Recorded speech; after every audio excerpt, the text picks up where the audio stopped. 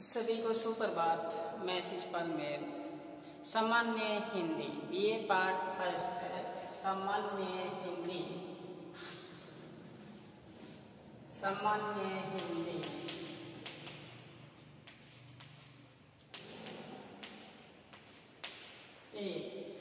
पद्य भाग की हम सप्रसंग व्याख्या शुरू की है।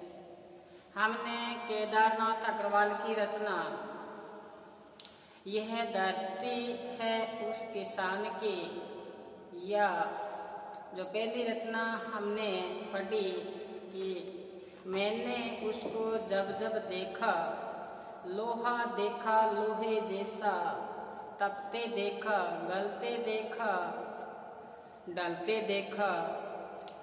मैंने उसको जब जब देखा, फिर बताया कि डलते देखा, गोली जैसा चलते देखा।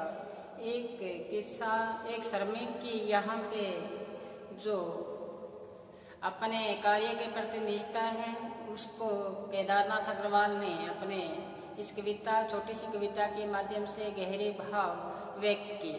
फिर दूसरी जो कविता कल जो अपने चल रही थी, यह धरती है उस किसान की, यह धरती है उस किसान की जो बैलों के कंधों पर बरसात धाम में जुआ भाग्य का रख देता, खून चाटती हुई वायु से पहने खुशी खेत के भीतर दूर कलेजे तक ले जाकर जोत डालता है मिट्टी को पांस डालकर, और बीज फिर बो देता है।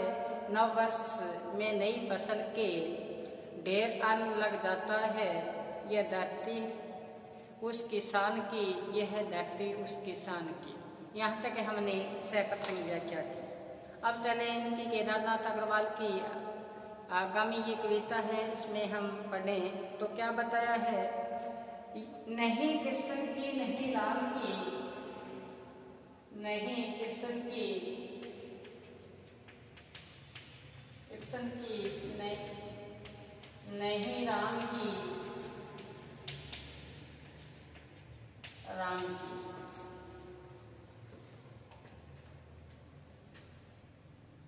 यह धरती है उस किसान की, उस किसान की कविता है जो केदारनाथ अग्रवाल की है। नाथ अग्रवाल, केदारनाथ अग्रवाल की है। तो बताया है, क्या कहते हैं। नहीं कृष्ण की नहीं राम की, नहीं कृष्ण की नहीं राम की। फिर बताया नहीं भीम सहदेव, नहीं भीम सहदेव। और फिर बताया नकुल की नहीं पार्थ की, नकुल की नहीं पार्थ। आगे क्या बताया है। नहीं राम की, नहीं राम की, नहीं राम की, नहीं रंग की, नहीं रंग की, नहीं तेग तलवार धर्म की, नहीं तेग तलवार धर्म की, धर्म की। नहीं किसी की, नहीं किसी की, नहीं किसी की, नहीं किसी की। धरती है केवल किसान की, धरती है केवल किसान की।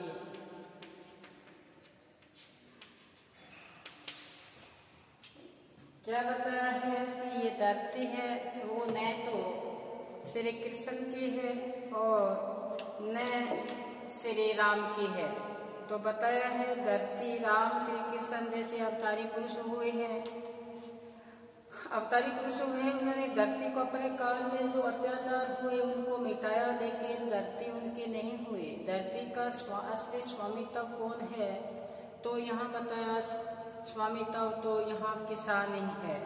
तो फिर आगे बताया कि ऐतिहासिक वीर पुरुष जैसे भीम, सहदेव, नकुल और अर्जुन, भीम, सहदेव, नकुल और अर्जुन, इनके भी ये जो ऐतिहासिक वीर पुरुष हुए, इन्होंने इनके भी ये धरती नहीं है, और धरती है तो किसकी है? धरती किसान की है। फिर आगे बताया नहीं राम की नहीं रक्त की, ये धरती न तो राजा की है न कोई गरीब व्यक्ति की है। और फिर आगे बताया कि इसी धरती को तेज तलवार के बल पर नहीं जीता जा सकता, न धर्म के नाम पे इसको जीता जा सकता है, नहीं किसी की धरती है केवल किसान की। ये धरती किसकी है? किसान की है। फिर आगे देखो सूर्योदय सूर्यास्त असंख्य, देखो आगे लिखा है कवि ने कि सूर्योदय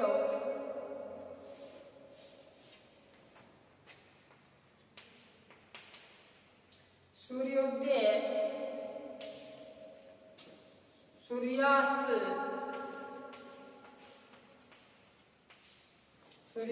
असंख्यो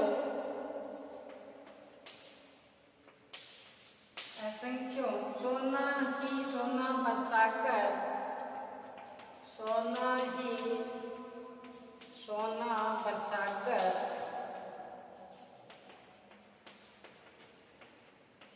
आगे देखो मोल नहीं ले पाए इसको, मोल नहीं ले पाए,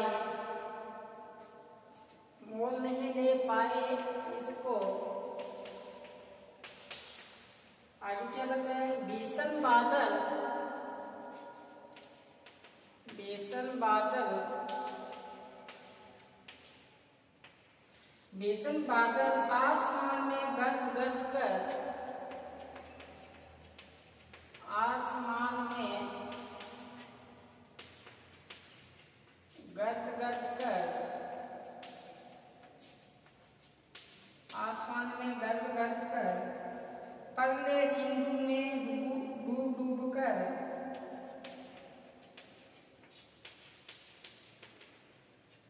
में डूब डूब कर,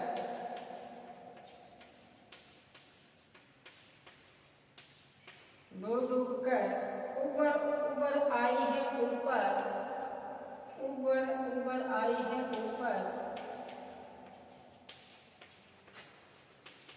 आई है ऊपर। आगे देखो भूचाल भूकंपों से यह, भूचालों भूकंप भूकंपों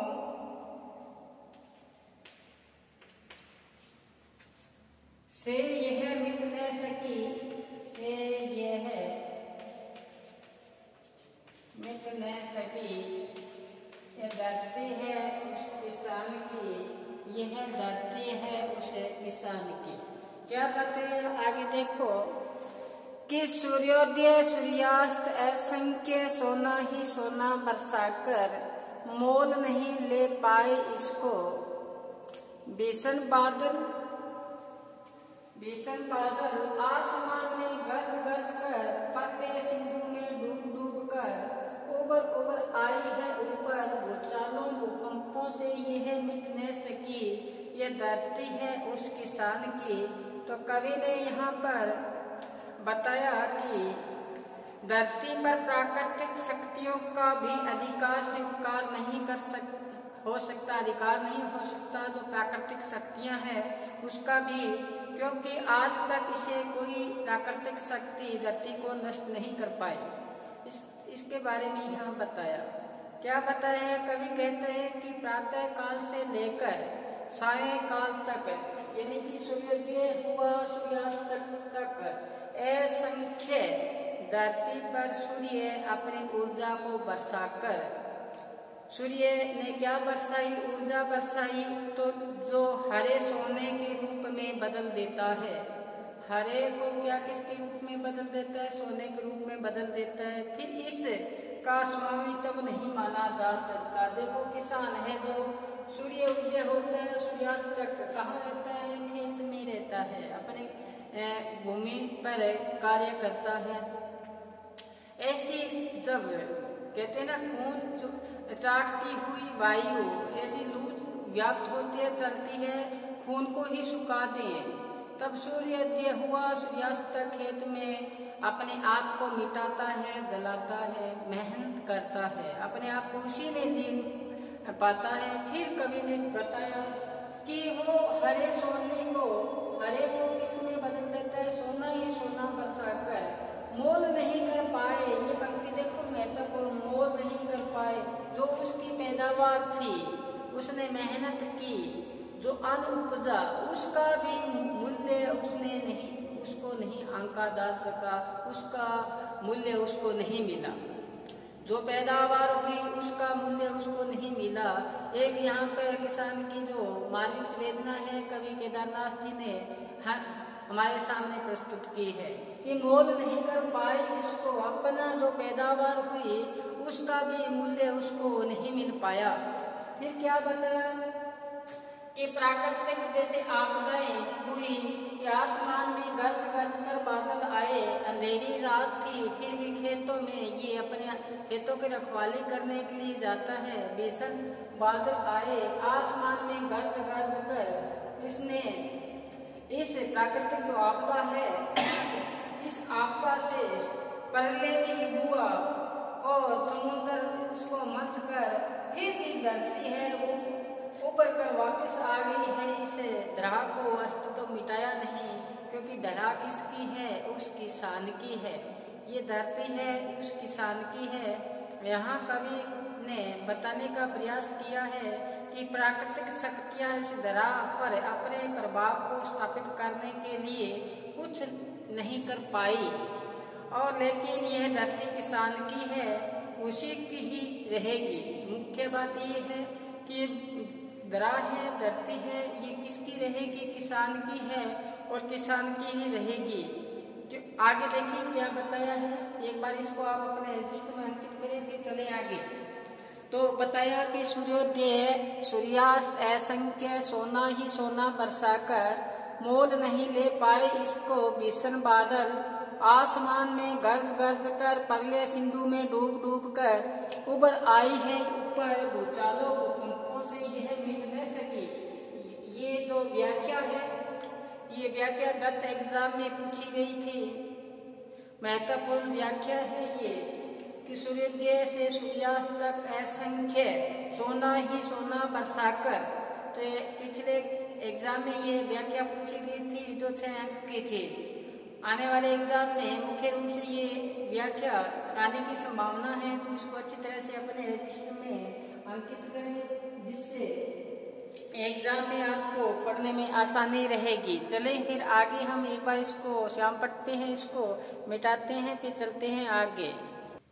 आगे देखें क्या बताया कि किसान है वो ही इस धरा का असली स्वामित्व है। तो आगे कवि ने बताया, देखें कि यह धरती है उसी किसान की, यह धरती है उसी किसान की, उसी किसान की जो मिट्टी का पूर्ण पारखी है, जो मिट्टी का क्या है, पूर्ण पारखी है,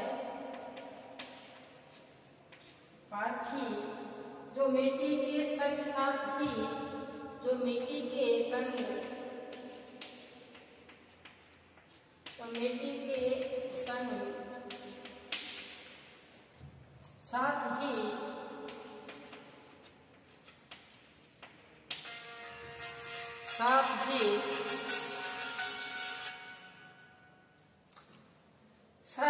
रहते हैं, साथ ही तप कर गल कर जी कर मर कर।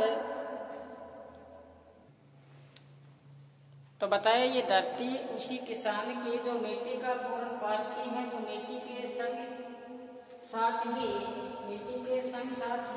तप कर देखना, तप कर, फिर बताया गल कर जी कर, गल कर जी कर, जी कर मर कर, मर कर खपा रहा है अपना जीवन, खपा रहा है अपना जीवन।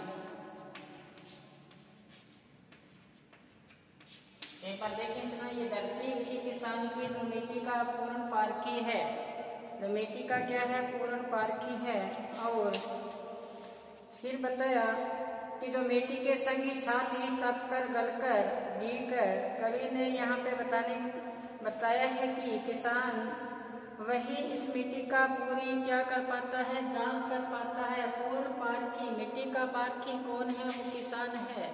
उसको पता है कि इस मिट्टी में कौन सी फसल, कौन सी पैदावार ली जा सकती है। मिट्टी का कण कण का वो क्या है, पारखी है। मिट्टी क्योंकि वो सदैव किसके संग रहता है, मिट्टी के संग साथ ही वो सदैव अपने आप को तप करता है। तप का अर्थ है कि जैसे सूर्यास्त से सूर्योदय तक उसी मिट्टी में क्या रहता है, लीन रहता है, उसी में तप कर, उसी में गल कर, जी कर और मर कर अंतिम समय तक वो उसी के साथ, मिट्टी के साथ ही खेलता रहता है और खपा रहा है अपना जीवन। अपना जीवन अस्तित्व है वो किसमें मिला रहा है, मिट्टी में ही मिला रहा है। परिश्रम करके वर्षा ऋतु हो चाहे ग्रीष्म ऋतु हो, उसी में गलता है, उसी में मरता है। मरकर अर्थात घोर परिश्रम करता है, रात दिन किसमें परिश्रम करता है, उस मिट्टी में लीन रहता है वो। और वो ही यहाँ बताया है कि ये धरती का असली स्वामित्व है वो कौन है, वो किसान ही है। फिर आगे देखो क्या बताया, पूर्ण करते हैं कविता कि देख रहा मिट्टी के सोने सपने, देख रहा मिट्टी में सोने का सपना, मिट्टी में सोने का सपना,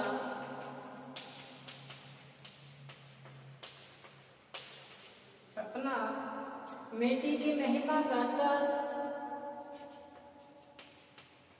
मिट्टी की महिमा गाता, मिट्टी की महिमा गाता, मिट्टी की अंतस्थल में, मिट्टी के ही अंतस्थल में, अंतस्थल में अपने तन की खाद मिलाकर, अपने तन की खाद मिलाकर, अपने तन की खाद मिलाकर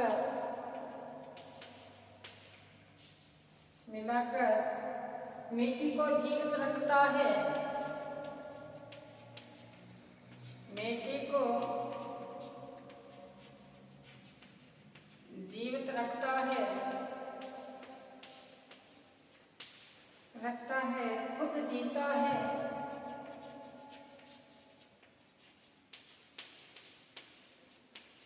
जितना ये धरती है उस किसान की, ये धरती है उस किसान की। देखो तो कवि ने यहाँ पे बताया है कि कठिन परिश्रम वो करता है और जीवन उसी में अपने आप को रमा देता है। देख रहा है मिट्टी में सोने के सपने, वो मिट्टी में क्या देखता है, वो देखता है कि फसल जो उपजेगी वो सोने के रूप में उपजेगी और सोना उपजेगा। इसलिए अपने सपनों को पूरा करने के लिए अपना शरीर है, अपना अस्तित्व है, वो किसमें मिला देना चाहता है, मिट्टी में। अपना अस्तित्व भी जैसे बीज की भांति बीज को बीज का दाना जब भूमि में डाला जाता है तब अंकुरित होता है और प्रफुल्लित होता है। इसी प्रकार ये किसान है अपने आप का अस्तित्व मिटा के उसी में लीन होना चाहता है भूमि में। तो क्या बताया, अपने तन की खाद मिलाकर कठिन परिश्रम करता है, अपने तन से परिश्रम से निकलने वाला पसीना वो उसे खाद के रूप में भूमि को प्रदान करता है, जिससे मिट्टी क्या रहती है, जीवित रहती है, खुद भी जीता है और सभी का पालन पोषण करता हुआ अग्रसर होता है। लेकिन कवि की यहाँ एक व्यंग्य किया है कि मोल नहीं कर पाए, इतनी पैदावार होने के बाद में भी उसको उचित मूल्य नहीं मिल पाता। केदारनाथ जी कहते हैं मोल नहीं कर पाए, भीषण बारिश हुई, प्रलय हुई, लेकिन अपना धरती है अपना अस्तित्व बनाए रखा, क्योंकि बनाने वाला कौन है, जो मालिक है, असली स्वामित्व है, वो किसान है। वही यहाँ पे किसान की महिमा का गुणगान किया गया है। तो ये धरती है उस किसान की। आज हमने ये जो कविता है इसको पूर्ण अध्ययन किया। आज बस इतना ही। आगामी फिर नए टॉपिक के साथ हाजिर होंगे। तब तक आप घर पर रहें, सुरक्षित रहें और पढ़ते रहें। धन्यवाद।